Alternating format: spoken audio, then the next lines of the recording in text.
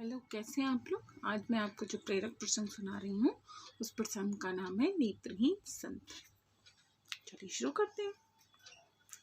एक बार एक राजा अपने सहचरों के साथ शिकार खेलने जंगल में गया। वहां शिकार के चक्कर में एक दूसरे से बिछड़ गए और एक दूसरे को खोजते हुए राजा एक नेत्रहीन संत की कुटिया में पहुंच गया और अपने बिछड़े हुए साथियों के बारे में पूछा। नेत्रहीन संत ने कहा, महाराज, सबसे पहले आपके सिपाही गए थे, बाद में आपके मंत्री गए, अब आप स्वयं पधारें। इसी रास्ते से आप आगे जाएं तो मुलाकात हो जाएगी। संत के बताए हुए रास्ते में राजा ने घोड़ा दौड़ाया और जल्दी ही अपने सहयोगियों से जा मिले और नेत्रहीन संत के कथना अनुसार ही एक दूसरे से आगे पीछे पहुंचे थे। यह बात राजा के दिमाग में घर कर गई कि नेत्रहीन संत को कैसे पता चला कि कौन किस ओहदे वाला जा रहा है। लौटते समय राजा अपने अनुचरों के साथ लेकर संत की कुटिया में पहुंच गए। संत ने प्रश्न किया कि आप नेत्रहीन होते हुए भी यह कैसे जान गए कि कौन जा रहा है और कौन आ रहा है। राजा की बात सुनकर नेत्रहीन संत ने कहा, महाराज, आदमी की हैसियत का ज्ञान नेत्रों से नहीं उसकी बातचीत से होता है। सबसे पहले जब आपके सिपाही मेरे पास से गुजरे तब उन्होंने मुझसे पूछा कि ए अंधे, इधर से किसी की जाते हुए आहट सुनाई दी?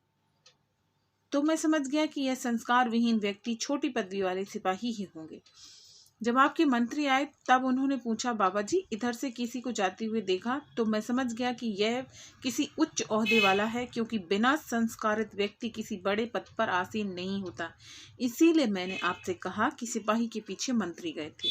जब आप स्वयं आए तो आपने कहा, सूरदास जी महाराज, आपको इधर से निकल कर जाने वालों की आहट तो नहीं मिली।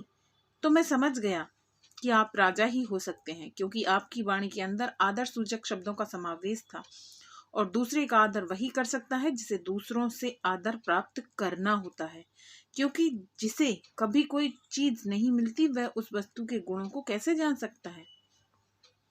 दूसरी बात यह है कि यह संसार एक वृक्ष स्वरूप है। जैसे वृक्ष में डालियां तो बहुत होती हैं, पर जिस डाली में ज्यादा फल लगते हैं वह झुकती है। इसी अनुभव के आधार पर मैं नेत्रहीन होते हुए भी सिपाहियों, मंत्रियों और आपके पद का पता बताया।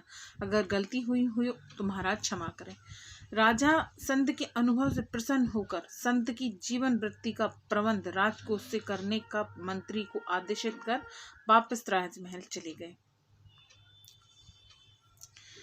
इस कहानी से हमें शिक्षा मिलती है, आजकल हमारा मध्यम वर्ग परिवार संस्कार विहीन होता जा रहा है। थोड़ा सा पद, पैसा व प्रतिष्ठा पाते ही दूसरे की उपेक्षा करते हैं, जो उचित नहीं है।